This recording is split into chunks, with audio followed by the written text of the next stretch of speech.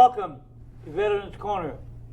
I'm Ruben Treviso of the American GI Forum, and we are fortunate today to have Dr. Henry M. Ramirez, a Chicano in the Whitehouse.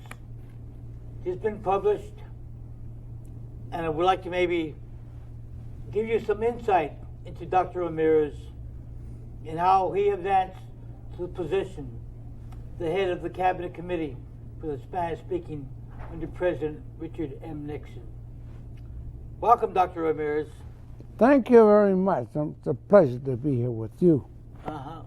So, how does one go from Pomona to the White House and become the arm of action and the arm of completion for the president? Explain how this happened. That's a nice question. The road was very interesting and now very historical. The U.S. Commission on Civil Rights found out that I was doing some things in education at Whittier High School for the Mexican American students who were not doing well. And when they began to do well, they began to go to college. That's 1963, 64, 65. I was discovered by the Christian Science Monitor. Oh, good newspaper. You're a reporter. You know the good papers.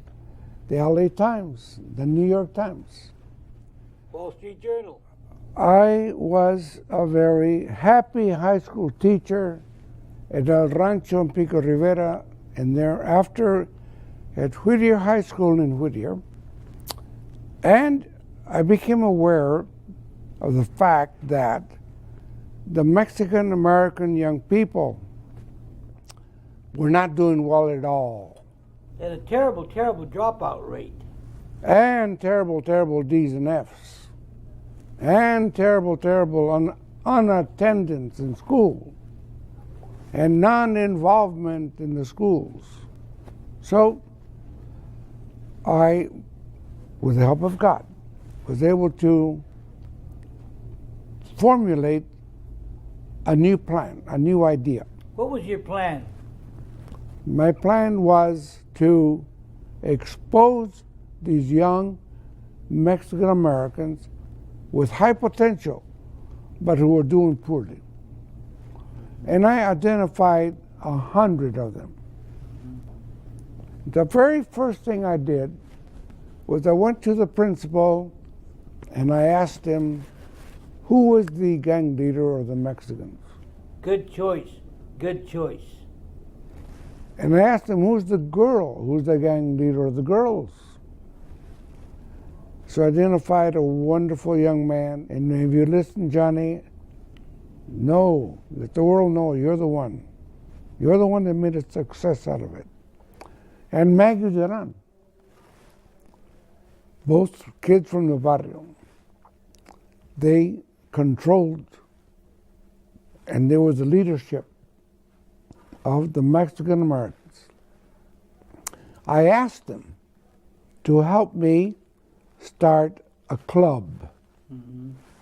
I told them that the club would take the club members out of class and into places where after they graduated they might go to work, but they would have to see those places, learn how to get ready for those jobs, and meet some people, Mexicanos, that already worked there, that would become their tutors, their padrinos. Their role models. Exactly. People they wanted to. You use good English words.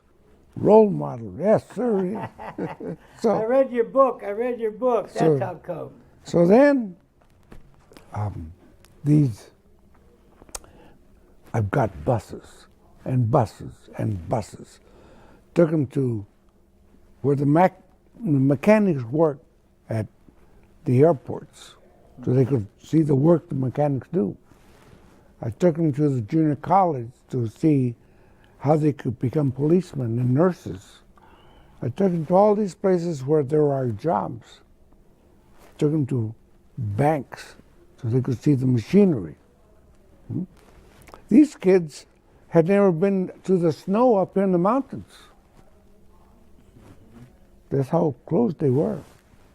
So, the very first field trip we did, I took them to Seal Beach by Huntington, Long Beach. 2 buses. And I told them to bring their lunch. And so we are out there, close to the water, under the palm trees, nice lawn, a sloping area, and they're seated on the slope. And so then I address them. And I say to them, I'm a teacher. My name is, because I taught Latin, but the Mexicans never took Latin from me. So I said, I don't know you. I see you, but I don't know you because you all take these courses on auto mechanics and painting and, vocational courses.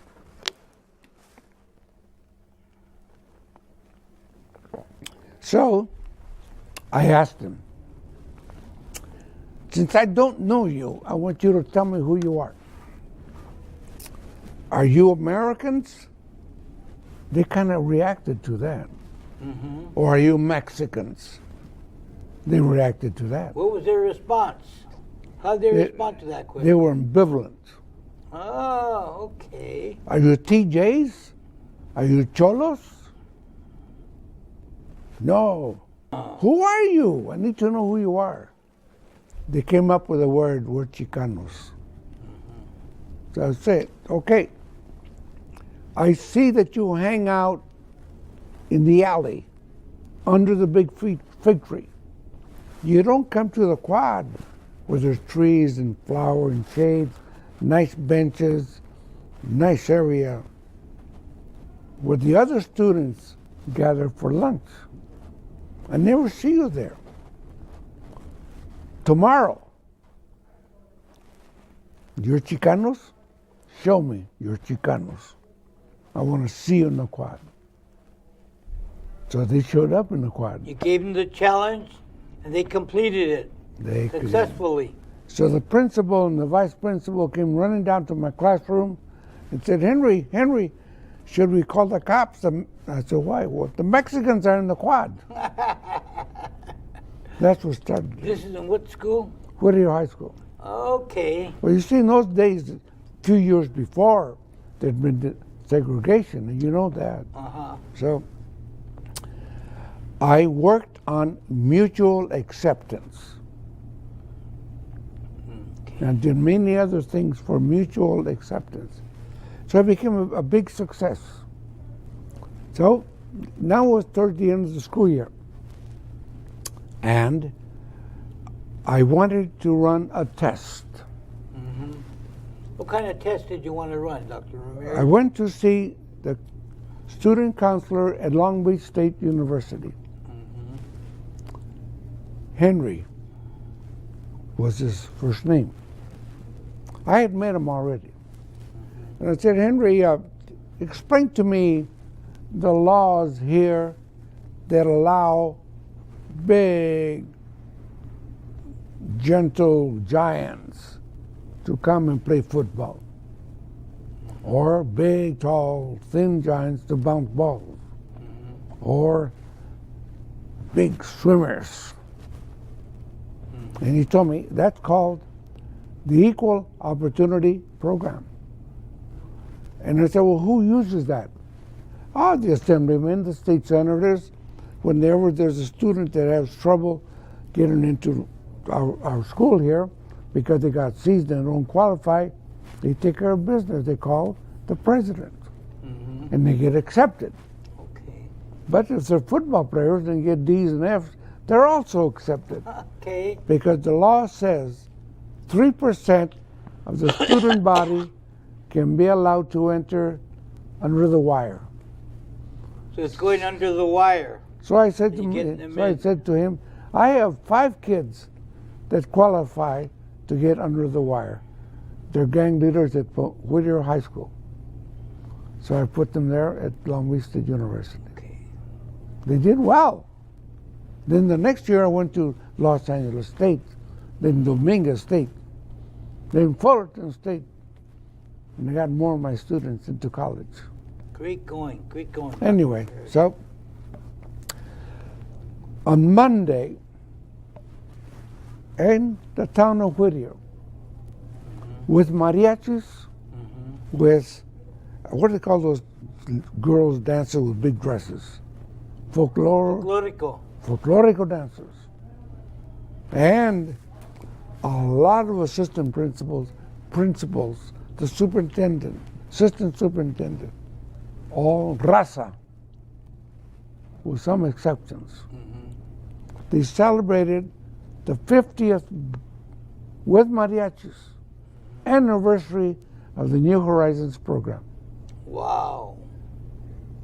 That district has been changed with great spirit for all students, not just Mexicanos, but for all students. Anyway, so the people from the Civil Rights Commission, U.S. Civil Rights Commission, yes, correct? they come out to Whittier to check me out. They don't let me know they're there. They ask this person, that person. They scout. Okay. Then they go back, they call me. They say, we want you to come to Washington. We have a good job for you, a GS-11. I didn't understand GS-11. And I said, how much is that? My superintendent said to me, don't worry, you are now an assistant principal, which is more money. Wow, okay, that's great. So then I told the people in Washington, hey, I don't want to go. I have more money now. They said, okay, we'll give you a GS-12. So went to the superintendent. He says, well, you are now an assistant superintendent. Whew, got promoted again. And then Washington came back and said, well, we'll give you a GS-14. A 14? And the superintendent says, that's much more than I make. So then I told Washington, how much higher can we go? They said a Good move, good move. They said a GS-15. They said, give it to me, and I go. So I went to Washington with a GS-15. The only other 2 persons that had a GS-15 in Washington were Armando Rodriguez, Department of Education, a good Yes, GI4 Dr. mayor, Armando Rodriguez. and Chente Jimenez.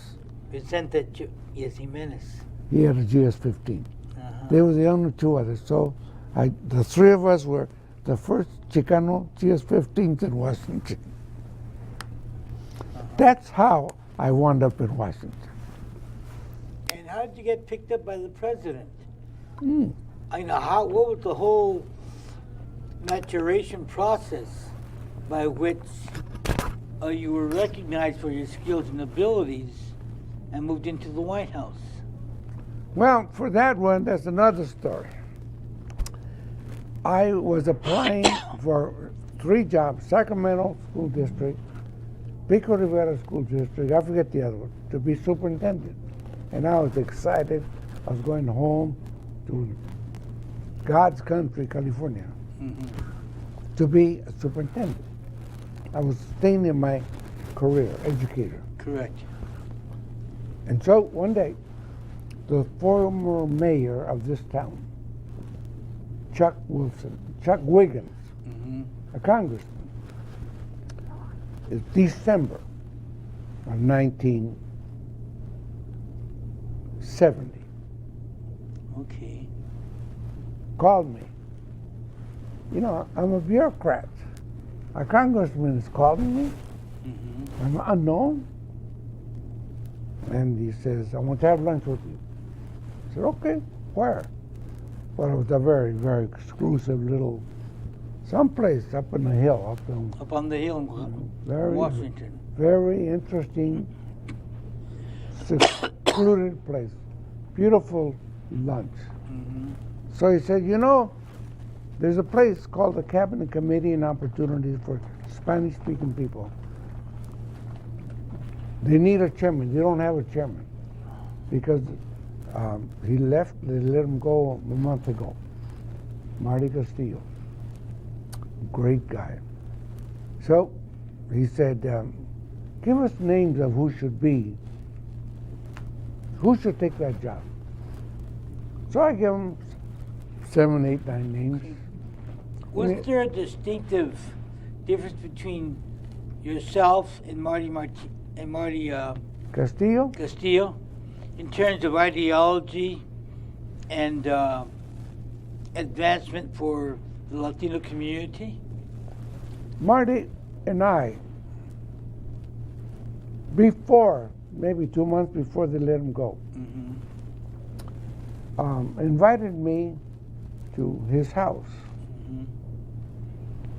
I'd gotten to know him well because before the Cabinet Committee was established by law,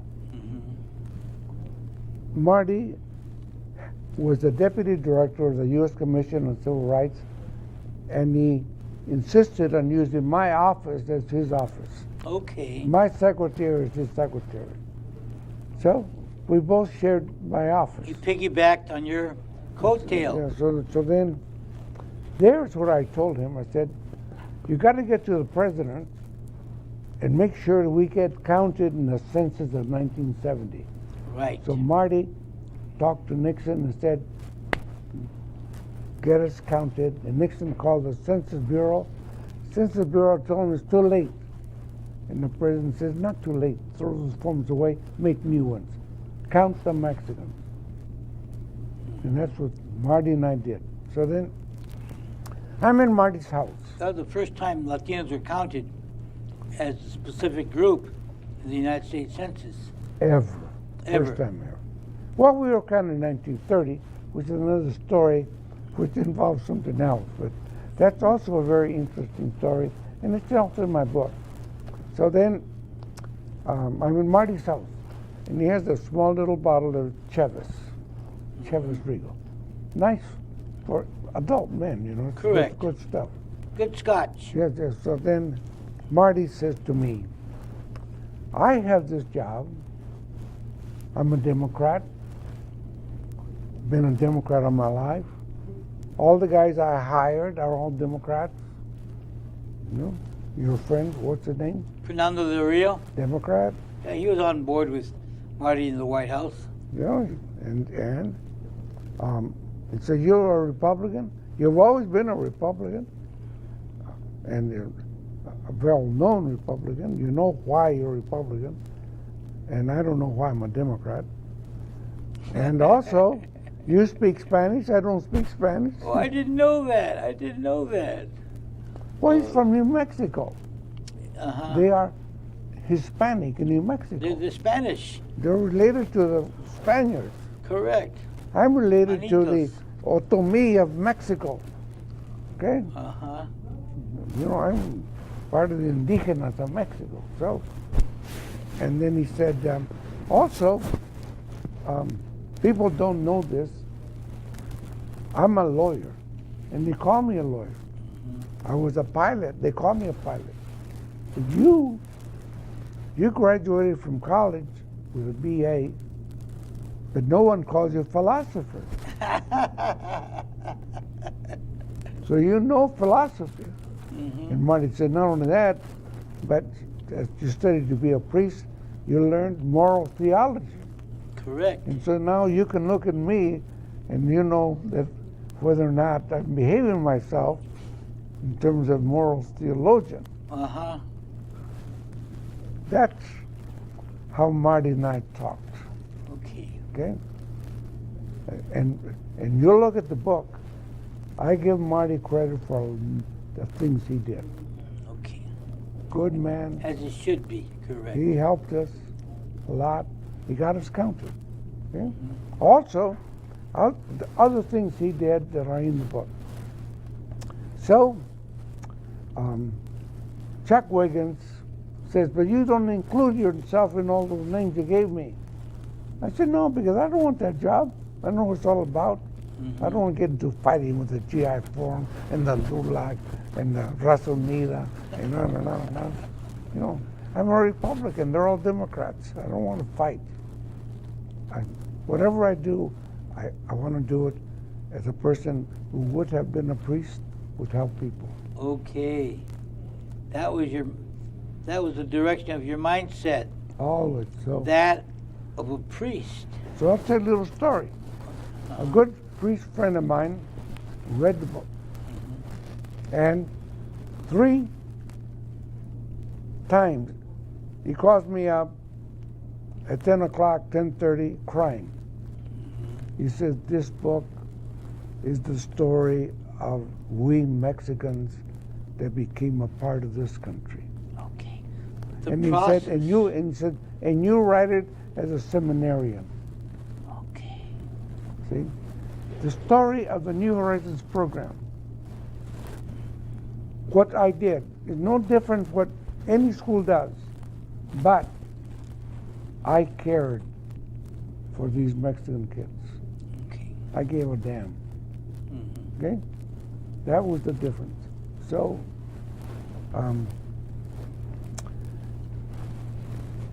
President Nixon, he asks his poker playing buddies, Roy Day from the publisher of Pomona Progress Bulletin, and Roy Day tells him, the guy you want is 1 block away from you there.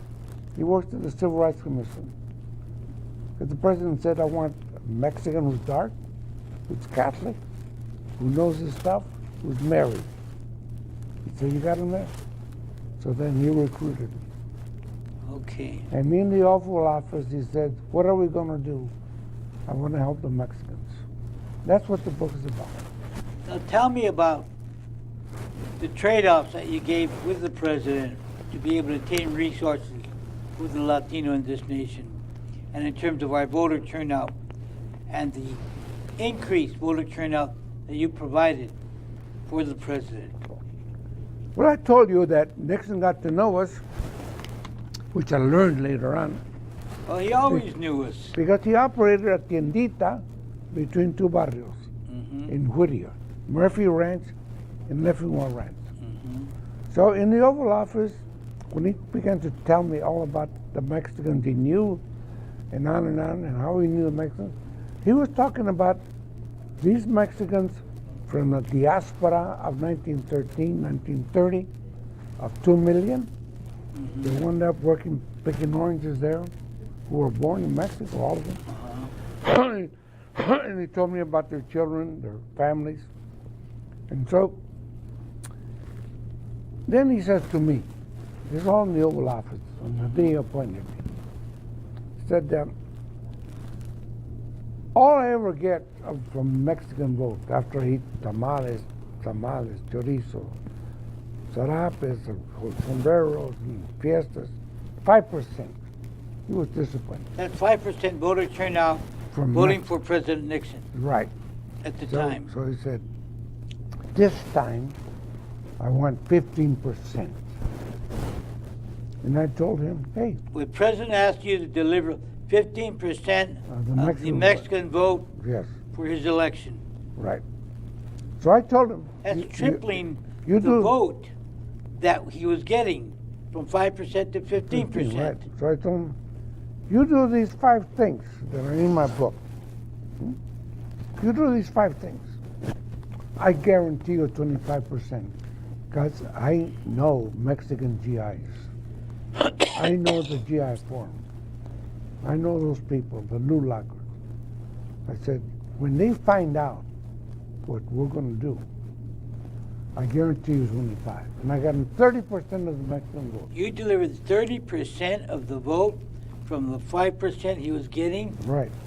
6 times the vote. You increased the vote by 6 times what he was receiving. Yep. That's amazing. It's amazing. And that's the story of the Nixon no one knew. So he and I did this plan, 5 things. We did many other things just beyond the 5. But count the Mexicans, every place they are. Because at that time in history, the white, the black, Department of Labor, whites, black. We were in no category in any department. Not at all. Because we weren't even in the census. Exactly. It didn't even count us. We did not exist. So I told him, not only do I want us to get counted, but I need to know how many dollars are going to the Mexican in contracts, in grants. Contract appropriations. Yes. In each department. 2 things.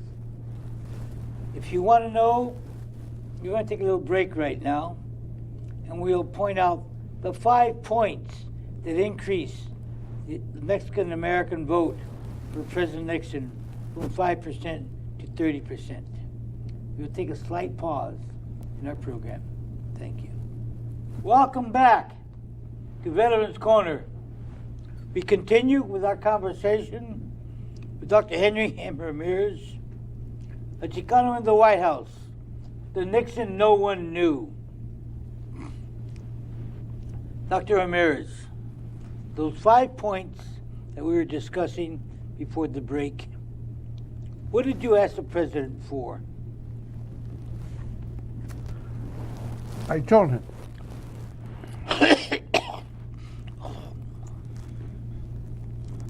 the Mexican Americans need these 5 services that you can do. They need to be counted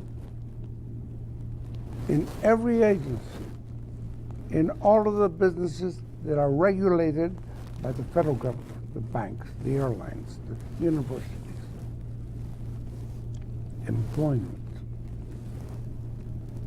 At that time, the Department of Labor, for example, had 1 column, whites, another column, blacks. Basically, I was telling them, let's add another column. The Spanish-speaking people, Cubans, Puerto Ricans, Mexicans.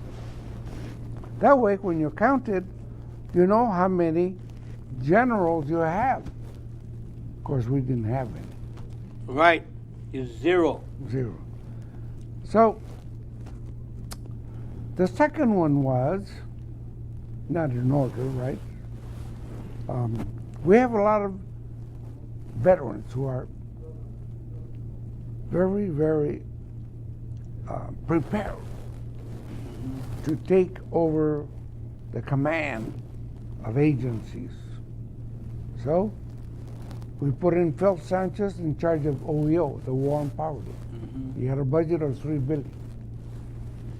We put Fernando de Baca in charge of employment.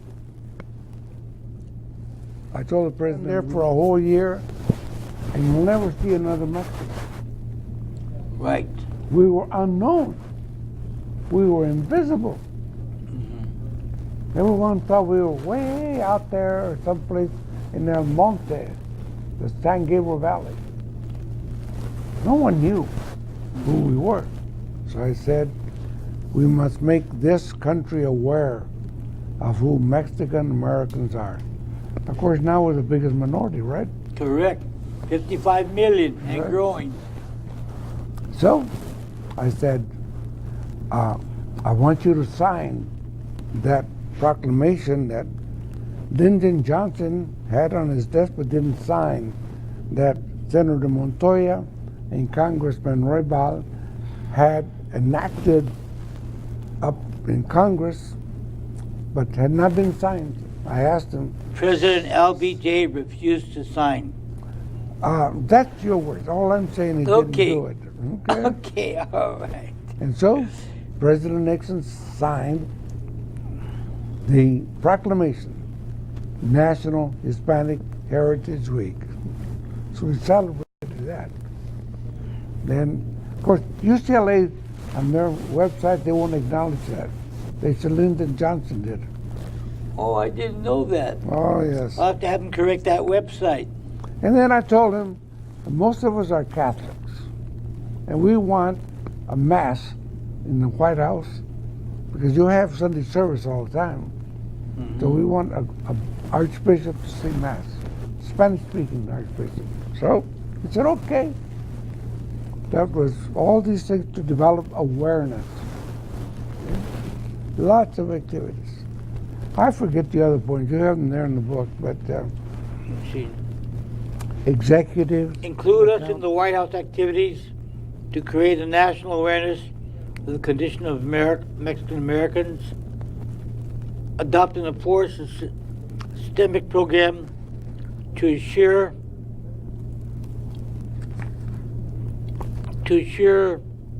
federal employment of Spanish surname individuals. Well, what that means is that the the civil rights laws of 1964 were not for the Mexicans, they were for the blacks. So the blacks had EEOC in charge of employment. Correct. So it belonged to the blacks. So Nixon and I and Marty Castillo before me developed the 16-point program to employ Mexican Americans. Yes. Yes. So that was employment. And then the fifth one was, let's take the federal government out to where the people live. So let's go visit the federal government offices in Dallas, in San Francisco, Los Angeles, Chicago, Atlanta, New York. And there have meetings with all those people that run the federal government and tell them to shape up. And what do you mean by shape up? Well, what do you want them to do? Well, put in some Mexicans in charge of different agencies. Count how many dollars go on contracts and grants to the Mexican Americans in Texas and New Mexico, and in Chicago to Michigan and the other states around Chicago, and also to appoint Mexicans in charge. Because some of these agencies like HEWH, today it's HHS in San Francisco, they employed like 60,000 people. It's Wow. big time. So that was the fifth one. Let us go out to where the Mexicans live, where the Puerto Ricans live, where the Cubans live. Those were the 5 points. Let us outreach to where the people are Yep. and get their input and help them in employment. And that's what the book is And about, contracts. which explains chapter by chapter how we did it. How did you get the president 30% of the Latino vote when it was only 5%? Well, when you come out here, I come out here to California, and I know the people in Pomona.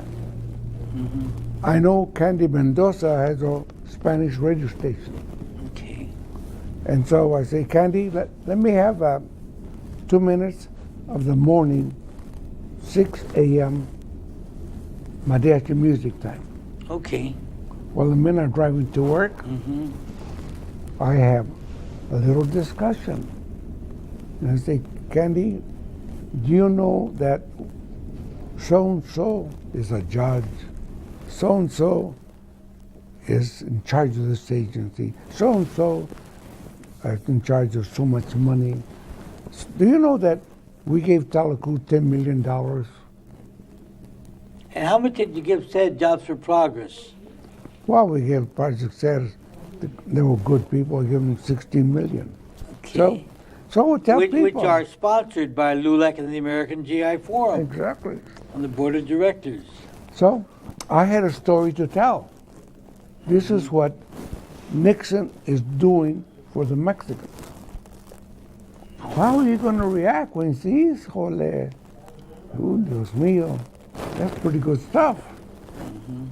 And then I say, don't pay attention when you go to the used car lot to the Chivas only.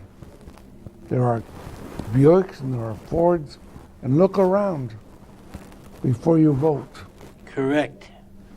Don't just go the old-fashioned way. check us out. If you like what we're doing, give us a break. Also in your book, you outline that the president wanted to grant amnesty for all the undocumented. Well, this is what happened. After the election, around March, 5 months later, he's on the airplane. He's on Air Force One. And he calls me. I pick up, because I had, at my level, you always have a Whitehouse phone. And you don't like to pick it up because they're always chewing you out, they're always scolding you. But I pick it up, and he says, good morning. I said, good morning. He says, I'm so elated, I'm so happy with that 30% vote of the Mexicans. I've got to do something great by which the Mexicans will remember me. So he said, come up with 3 ideas. And I asked him, okay, no problem. How much time, how many days do I have? He said, no, right now, 3 ideas. So I do not know why, but I think I really do think it was inspiration from God. I began to talk about my tío Elias, a barber in Pomona, who every time I went to him for a free haircut with my uncle, he would complain to me and say, tu papá, Pascual, his brother, he can go to Mexico because when he crossed with your mom, they were able to buy a border pass. Okay, a border pass. 1922, they sold border passes, $2. So my dad could go back and forth to Mexico to visit his cuates, his buddies in Salamanca, Guanajuato. But my tío Rosendo, my tío Elias, my tío Alfonso, they had all worked at Kaiser Steel Mill. They had money. They had bought rentals, and they were comfortable. They were retired, but no tenían papeles. They could not go back. So I told the president, all over the country, Chicago, Texas, Nebraska, there are Mexicans that cannot go back because they have no papers. They are part of the 2 million that emigrated from Mexico into the United States for religious freedom. And he said, that's a good idea. I'm going to give them amnesty. So do the paperwork. Get consultants. Get me the paperwork. Have them do all the white papers, all the talking paper, all that's required so that I can give them amnesty. Well, a couple of months later, a guy comes into my office, big, tall, strong-looking poor guy, and goes, Dr. Ramirez. I look and say, gee, no. I am the retired commandant of the Marine Corps. I just left the Oval Office and the President sent me here to talk to you. He has appointed me to be in charge of the immigration agency. So you and I are going to work on amnesty. Wow. So he did a lot of work with senators and congressmen. So when Watergate came along and stopped everything we were doing, that up in Congress was rolling and rolling and rolling and rolling.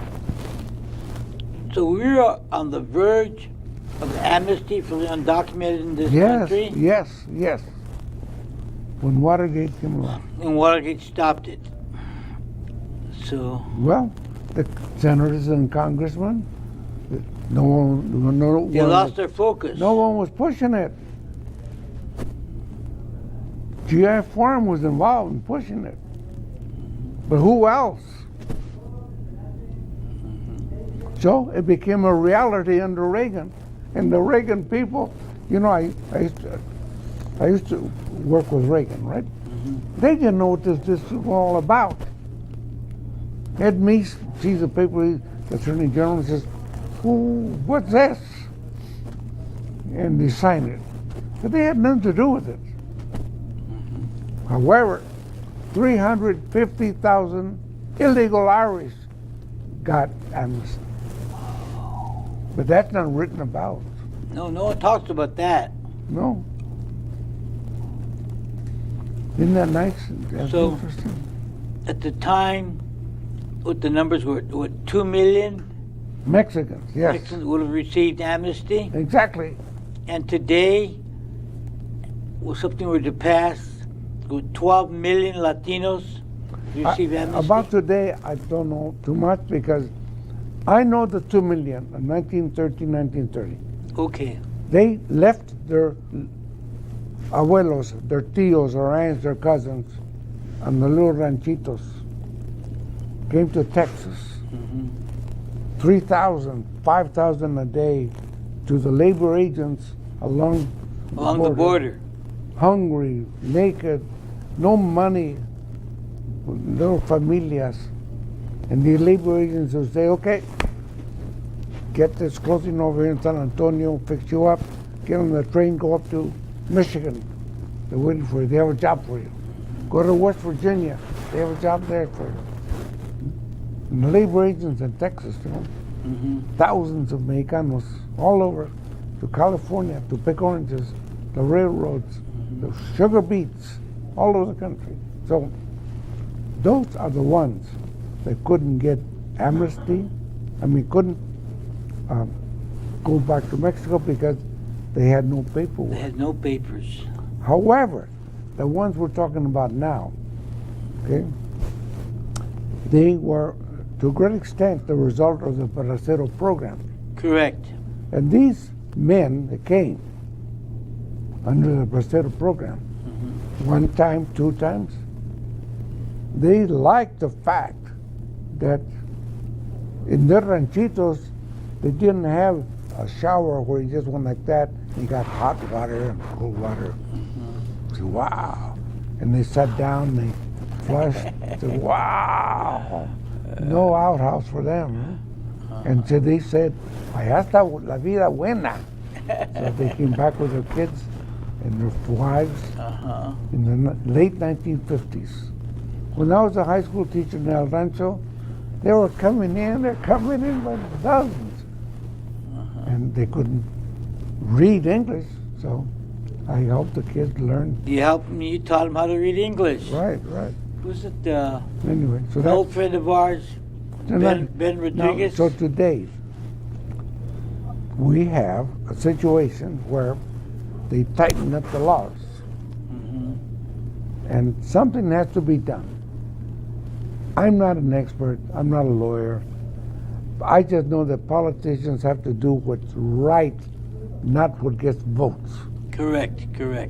And right now they're playing the game of what gets votes. But we have to do what's right. I'm not an expert. I don't know. But I do know the first 2 years of Obama, the Democrats controlled everything. They could have passed any law they wanted. Correct. But for politics, they didn't do it. Now they're talking about doing it again for politics, for the vote. I don't know what anyone is talking about. I turn the TV off. I don't pay attention. So. But you have to do what is right. Whatever they do, they should have that corazon like Nixon. What was he going to gain? You know, he was going to be reelected anyway, but it was his chance to do something for the Mexicans. That's why he brought Marty Castillo into Washington a month after he was elected, the first time. Right. That's why. He didn't have to. Okay. And Marty brought a lot of Mexicans in. Okay. First time ever. Nixon didn't have to do all those things. Lyndon Johnson brought Chente Jimenez. Who else? That was it. And that was a big deal. Uh-huh. But it was the first time we ever got anywhere. And he put Dr. Garcia Garcia on the U.S. Commission on Civil Rights, Civil Rights Commission. and he saw me there. He never talked to me. What? He never asked me, how is the Mexican American Studies Division doing? Never asked me. What was President Nixon like on a one-to-one relationship? Number one, politicians, generally speaking, tend to be very, very tough people. Okay. Very tough.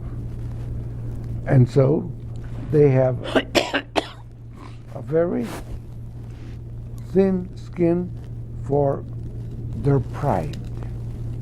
Okay. But they have a thick skin for anyone that insults them, as they know that they are the top of the heap. Okay. And they tend to be people that are run by polls. Correct. They react to polls. Now, when it came to an invisible group, a forgotten group, the Mexicans, That was us. he knew us from La Tiendita. And now he's president.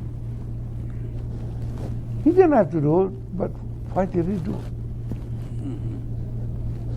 Now, the people around him in the White House that I had to fight to do this, they didn't care, they didn't know anything about us either. That's why when Nixon opened up his library in Yorba Linda, he invited the people that belonged to his inner circle, several hundred. Kissinger, Patrick Henry, and on and on and on. He invited me. And I invited my nephew to drive the car to take me there to be with me.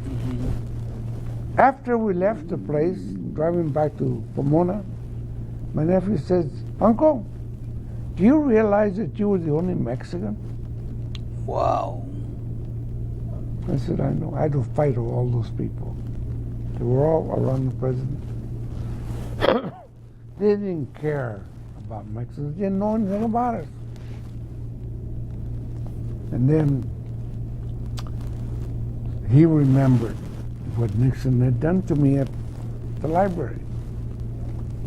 Nixon saw me, he was up in the States, saw me leave the auditorium. He walked out and he came up to me in the hallway. And he said, hard, you, with bad words, you haven't written our chapter. Now, damn it, write our chapter. And he said, you'll notice I've not written anything about Mexicans. That's why I wrote the book. The book came because President Nixon said, write our chapter. Exactly.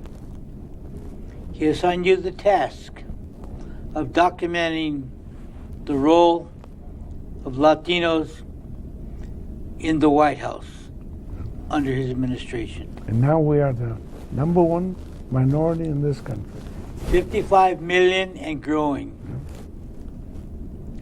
Can you imagine? And also, time and time again, we excel in a variety of areas. Time and time again, we're not acknowledged. And time again, we continue servicing and providing for this country. There's a chapter in this book that you'll like, 'cause you studied to be a priest. Correct. I told Henry Kissinger one time, Henry, I'm going to raise hell with the Vatican. What? I'm going to send White House cables. We have only one Mexican bishop in San Antonio. His name is Pat Flores. We need 10 more. So, I made an appointment with the ambassador of the Pope. I went to visit him.